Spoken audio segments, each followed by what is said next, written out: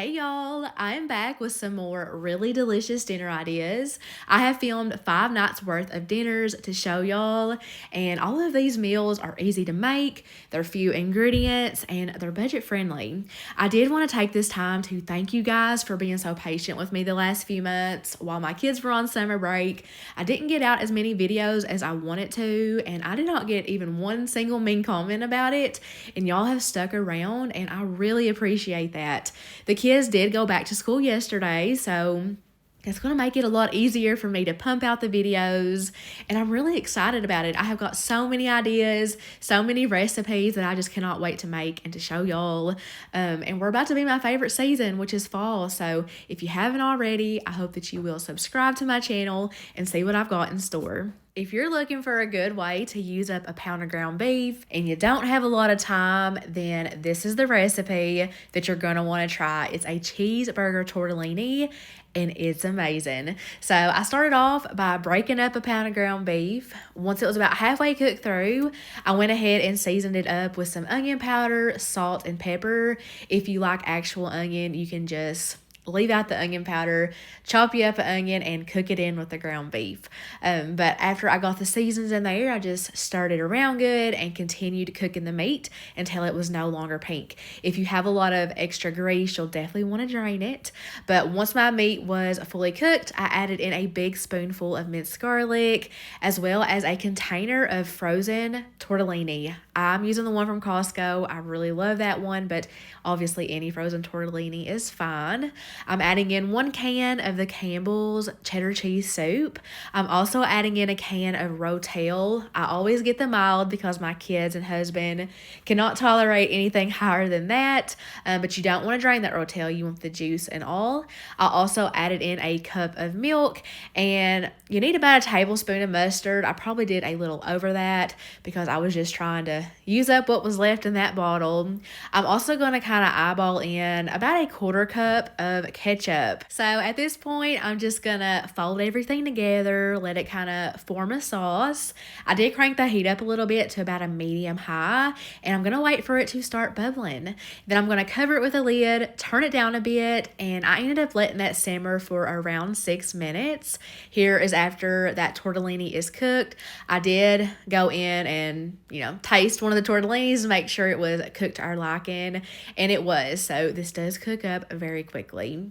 So I'm just going to kind of smooth it out on the top, and I'm going to add some shredded sharp cheddar cheese. I did shred this myself, but you definitely don't have to. But yeah, I'm going to pop this under my broiler for a few minutes to melt the cheese. At this point, my camera fell. Luckily, I caught it. This whole night of cooking was actually really chaotic. Our water heater was leaking, and someone was working on it, like right next to me, but the show must go on. The kids still needed fed. But yeah. Here's that cheeseburger tortellini after it is done. That's the first scoop. I ended up serving this with some garlic bread. I know that garlic bread actually looks a little bit pitiful, but it's the Kroger brand, and we actually really love it. It's like super buttery. And I also served it up with some sauteed zucchini, and this recipe just exceeded my expectations. It came out so good. Everyone went back for seconds. Definitely a new family favorite. Up next, I'm going to be making some chicken taquitos. My kids love the frozen one, so I was hoping that they would like this homemade version too. So in a crock pot, I've added 3 chicken breasts. You'll need a package of taco seasoning sprinkled over the top. I'm just using a 1/4 cup since I have the big container. You'll also need a 1/2 cup of any jarred salsa that you want and a block of cream cheese straight over the top. I'm going to add a lid, and I'm going to let that chicken cook on high for 3 hours. And then after the 3 hours, I'm going to come in with 2 forks, and I'm just going to get that chicken shredded up. You could also use a hand mixer to make it go quicker if you want it to. Then I'm just going to take an 8-ounce block of pepper jack cheese that I shredded, and I'm just going to kind of dump that out over the top, spread it out, and then I'm going to add that lid back on and just let it melt anywhere from 5 to 10 minutes. Meanwhile, I'm going to grab a package of corn tortillas. I went with the extra thin ones, and I did go ahead and microwave those. And then I'm going to come in and stir that cheese in with the chicken mixture once it's melted. And then I'm going to start assembling the taquitos. So I'm just going to work with these one at a time. I'm going to add a few spoonfuls of that chicken mixture to the middle, and I'm just going to simply tightly roll it up. I did have a few of these kind of crack. I always have that issue when I use corn tortillas, no matter what method I do. But not all of them cracked, and it all ended up fine in the end. I really do love the taste of corn tortillas, though, so I do like when I use them. So now I'm just going to get all of these fried up. I have a big skillet out. I've added a somewhat thin layer of vegetable oil to the bottom, heated up to about a medium-high heat, and I just started dropping these in same side down. I always have a bit of a time when frying taquitos. I haven't really done it that many times, but every time I do, it just seems kind of chaotic to me. I don't feel like I'm the best at doing this. But yeah, as you see, that oil was like bubbling hot. I was scared of getting burned, but I will say it was worth it. I did let those drain on some paper towels. I served it with a side of queso. I just used the Gordos that you can buy at the store and microwave. And then I made my homemade Mexican rice. It's the same recipe I've used for several years. I will link the recipe in the description box. And I've also got some lime wedges on the side because I just love that with any type of Mexican food. But yeah, these chicken taquitos turned out great. We all ended up loving them. I love the chicken mixture. It was flavorful, creamy, and they really cooked up so nice and crispy. Y'all, I'm so excited to share this one. This is going to be a crock pot meatball pot roast. It is so quick and easy to throw together. It is perfect for fall time, and you're going to save a lot of money by using frozen meatballs over a chuck roast. It's also super kid friendly. So I just started by throwing in a bag of frozen meatballs into the bottom of my crock pot. I added a bag of baby carrots over the top, as well as some diced celery. That's about 5 stalks. And then you're going to need 2 packages of brown gravy mix.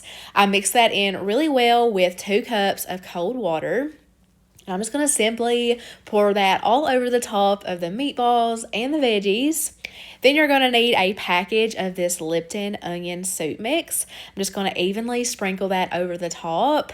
As someone who hates actual onions, I actually really like this package of Lipton soup mix. I'm glad I started using that. It really does add something special to a recipe. But lastly, I'm just going to take a 1/4 cup of butter, so 4 tablespoons. I sliced that into thin pieces, added it all over the top, added my lid, and I let mine cook on high for 3 hours. Now, this is the oldest crock pot that I own, and it cooks really hot.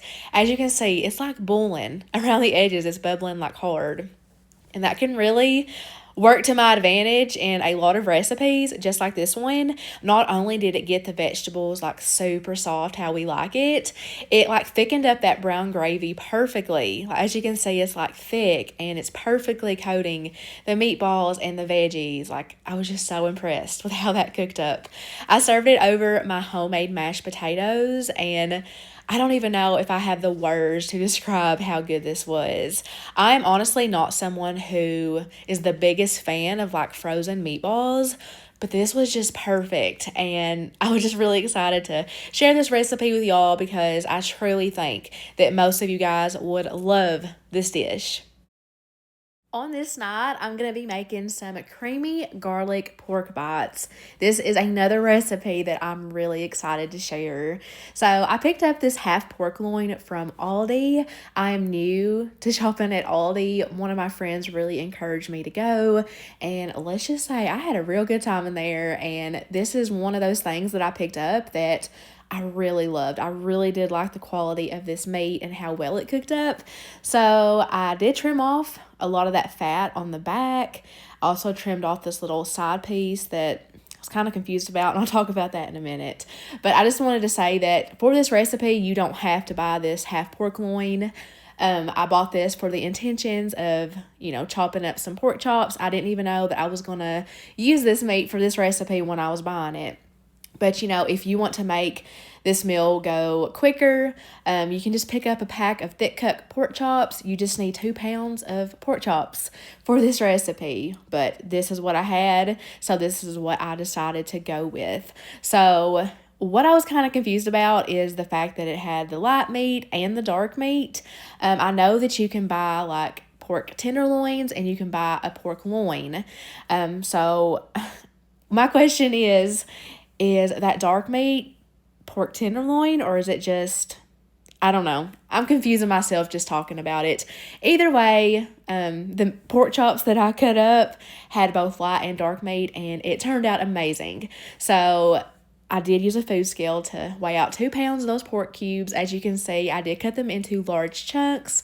I seasoned them with onion powder, salt, and pepper, and I just stirred that to coat so that all of that meat was fully coated in the seasonings. So to my large skillet, I heated up some olive oil, about a tablespoon's worth.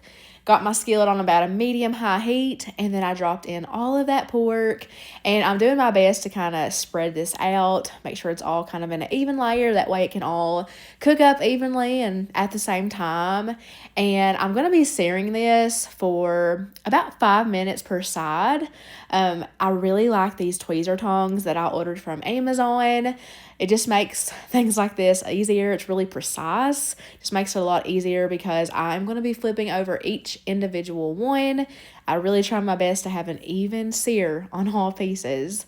So, like I said, I did about 5 minutes on the top and bottom side, so that was about 10 minutes. And I was going to try to do that on the sides as well, but I was really worried about overcooking this meat. I do not like overcooked pork chops, so I just decided to take my spoon, kind of stir it around for a few minutes.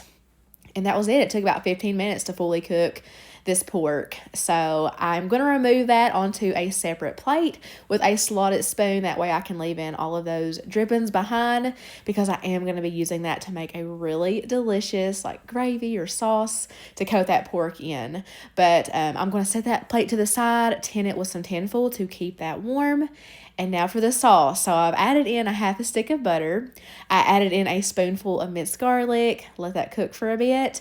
I added in a tablespoon of flour. You definitely want to cook that out for a couple of minutes. Then you'll add in a half a cup of chicken broth. I didn't have any, so I used water and that Better Than Bouillon paste. You'll also want to add in a half a cup of heavy cream.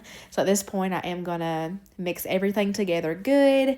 And then I'm going to add in a half a cup of shredded Parmesan cheese. I did go ahead and shred that up myself. You don't have to, though.